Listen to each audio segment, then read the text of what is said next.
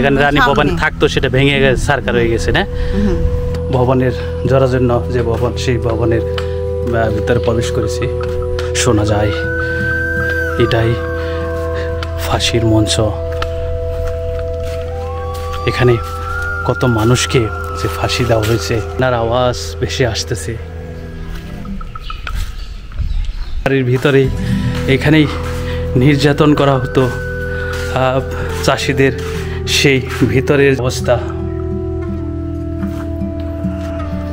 বাঁচাও বাঁচাও বলে সেই নাটোর ছোট তরফের ভিতরে এই যে বেশ কয়েকটি কালনাগের একত্র ভাস্কর্য দেখতে পাচ্ছেন।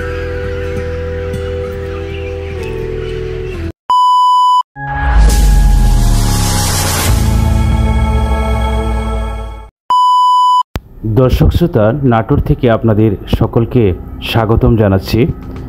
ইতিহাস ঐতিহ্যে ঘেরা রানী ভবানীর রাজবাড়ির দ্বিতীয় পর্বে আপনাদের সবাইকে স্বাগতম জানাচ্ছি।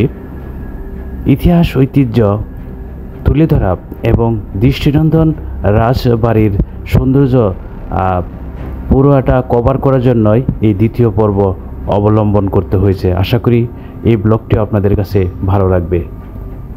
যদি ভালো লাগে তবে অবশ্যই ভিডিওতে একটি লাইক, একটি কমেন্ট করবেন, তাহলে উৎসাহিত হব, নতুন নতুন জায়গা আপনাদের সামনে তুলে ধরার চেষ্টা করব। ভবনের জরাজীর্ণ যে ভবন, সেই ভবনের ভিতরে প্রবেশ করেছি। নাটোর রাজবাড়ির ভিতরে আমি এখন প্রবেশ করেছি। আর আমবাগান, আর এখানেই এখনও যেন ছোট তরফের পাশেই সেই ফাঁসির মঞ্চ। এই মঞ্চের এখানে প্রজাদের ফাঁসি দেওয়া হতো। এখনও যেন গুংরানো কান্নার শব্দ শোনা যায়। এটাই ফাঁসির মঞ্চ। এখানে কত মানুষকে যে ফাঁসি দেওয়া হয়েছে, কত মানুষের কান্না এখান থেকে ভেসে আসতেছে। বাঁচাও বাঁচাও, বাঁচা আকুতি করেছিল।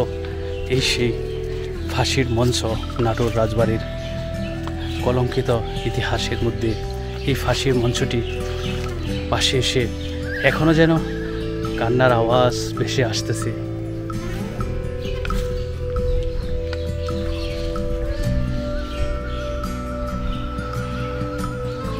ফাঁসির মঞ্চটি আজ এভাবেই পড়ে রয়েছে এবং ভিতরে আমরা দেখতে পাচ্ছি যে অনেক ময়লা ঢুকে রয়েছে। এটাই ফাঁসির মঞ্চ।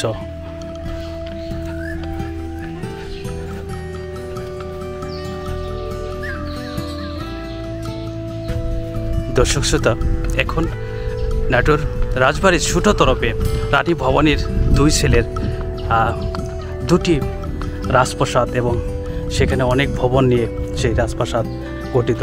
ছোট তরফ রাজপ্রাসাদ দেখতে পাচ্ছেন।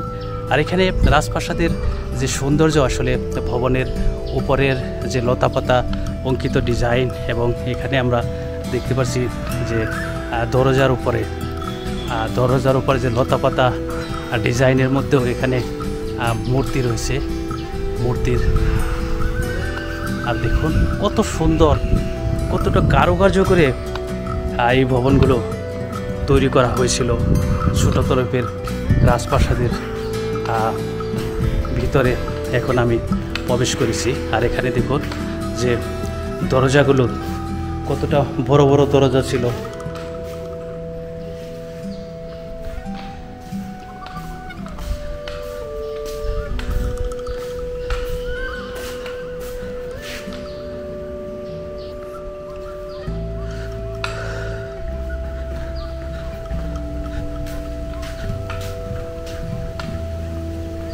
কত সুন্দর ডিজাইন, লতাপাতার মধ্যে মূর্তির ভাস্কর্য দেখতে পাচ্ছি।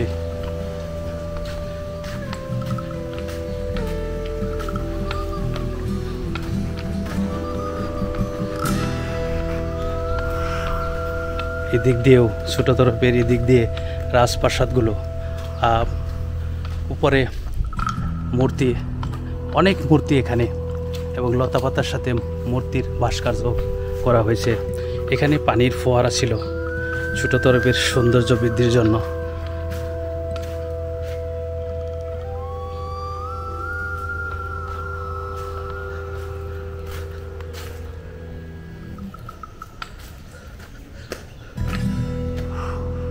ওই যে দেখতে পাচ্ছেন, কাছ থেকে দেখায়, দেখতে পাচ্ছেন যে মূর্তি, এভাবে করে মূর্তি ভবনের পিলারের মধ্যে ছোট তরফের ভিতরে, এখন রাজপ্রাসাদের ভিতরে। আর এখানে যে দরজাগুলো ছিল তখনকার সময়ের, সেই দরজাগুলো দেখতে পাচ্ছেন, কি সুন্দর ব্যবস্থা ছিল বাতাস যাওয়ার জন্য।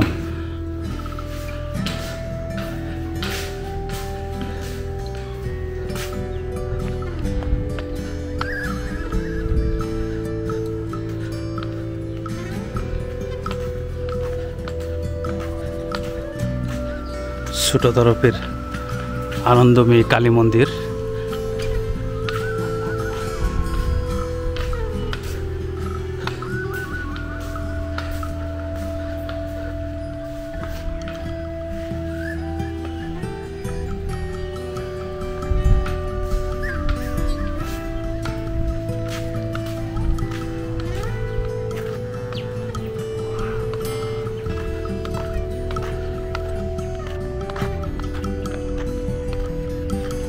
দর্শক শ্রোতা, নাটোর জমিদার বাড়ি ছোট তরফ থেকে সামনে এগিয়ে আসার পরপরই বর্তমানে কাছারি বাড়ি যেটাকে বলে, এটাই এখানেই জেলখানা রয়েছে। এখানে চাষিদের ধরে এনে নির্যাতন করা হতো, বন্দি করা হতো সেই ঘরের ভিতরে। এখন আপনাদের নিয়ে যাব, এবং এখানে লেখা রয়েছে যে কাছারি বাড়ি। কাছারি বাড়ির পিছনের যে অংশটা দেখতে পাচ্ছেন,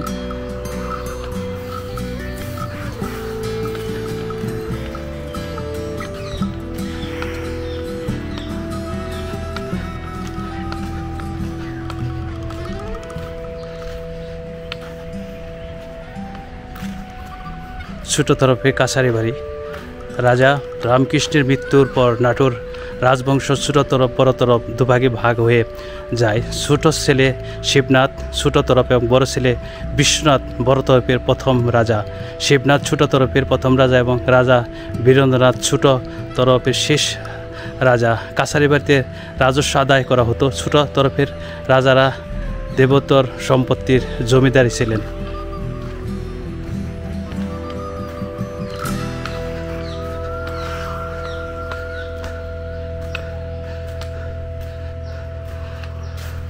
কাছারি বাড়ির ভিতরের বর্তমানের যে অবস্থা সেটা দেখতে পাচ্ছেন। দর্শক শ্রোতা, এই কাছারি বাড়ির ভিতরেই যে রয়েছে সেটা আপনাদের দেখাচ্ছি। এই কাছারি বাড়ির ভিতরেই এখানেই নির্যাতন করা হতো চাষিদের। সেই ভিতরের যে রুম, সেই রুমটি আপনাদের দেখাচ্ছি। দেখুন, এখানে বেশ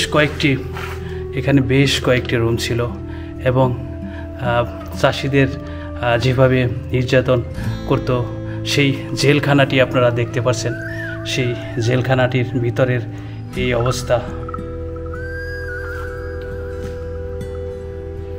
দর্শক শ্রোতা, লোহার এই গেট, আমি যেখানে দাঁড়িয়ে রয়েছি সেখান থেকে যেন কান্নার আওয়াজ ভেসে আসতেছে এখনো। বাঁচাও বাঁচাও বলে সেই নাটোর ছোট তরফের ভিতরে এই জেলখানাটি আপনারা দেখতে পাচ্ছেন লোহার। এখানে অনেকগুলো বেশ কয়েকটি ঘর রয়েছে, এখন তালাবদ্ধ রয়েছে।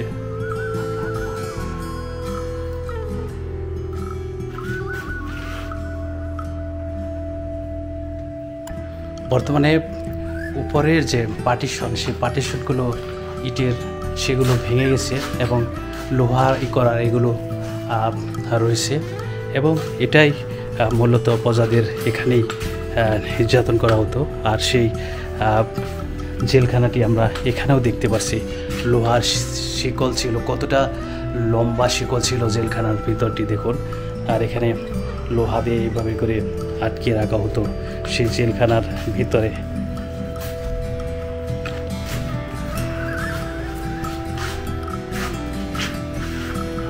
দর্শক শ্রোতা, আমি এখন নাটোর জমিদার বাড়ির ছোট তরফের জেলখানার ভিতরে বন্দি।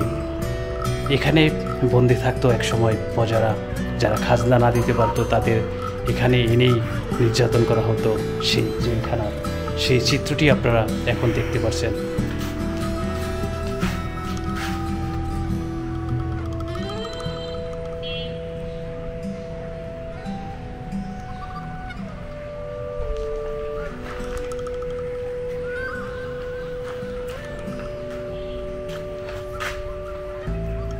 জেলখানার রডগুলো দেখুন কতটা মজবুত, এখনও কত শত বছর পেরিয়ে গেলেও এখনও সেই জেলখানার রডগুলো কিছুই হয়নি। ঠিক সেভাবে করে আর এখানে প্রজাদের যে আটকে রাখা হতো, এখান থেকে বেরোয়ারও কোনো ব্যবস্থা ছিল না, এতটা কঠিন ছিল এই জেলখানা।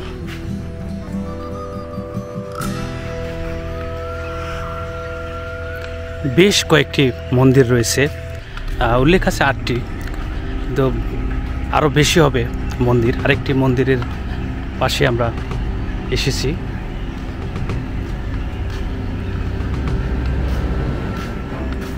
এই মন্দিরটির পাশে এসে দেখতে পাচ্ছি একতারা এবং বাউল ভাস্কর্য।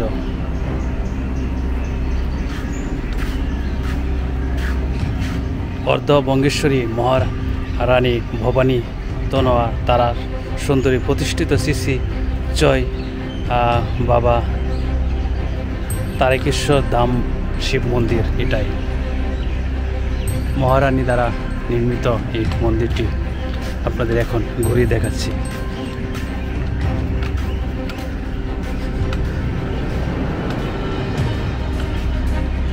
বেশ কয়েকটি কালনাগের একত্র ভাস্কর্য দেখতে পাচ্ছেন।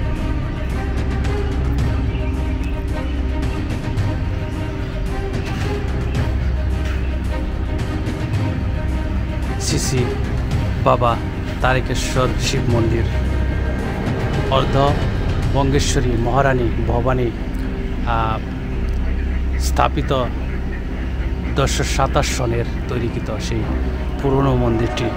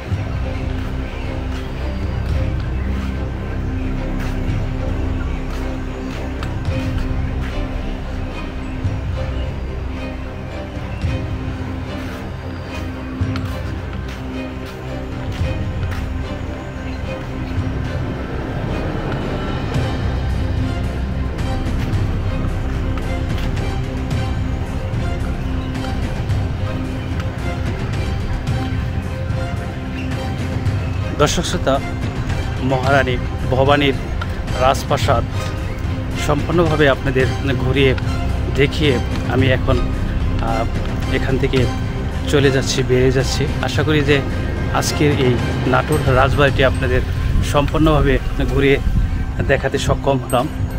আসলে ব্লগটি অনেকটাই বড় হয়ে গেছে, তারপরেও আপনারা দেখবেন এবং লাইক কমেন্ট শেয়ার করবেন, এবং লাইক কমেন্ট করলে আমি উৎসাহিত হয়ে নতুন নতুন জায়গা আপনাদের ঘুরিয়ে দেখাবো। তাহলে আজকের মতো নাটোর রাজবাড়ি, ভবানীর রাজবাড়ি থেকে বিদায় নিচ্ছি। ভালো থাকবেন সবাই। খোদা হাফেজ।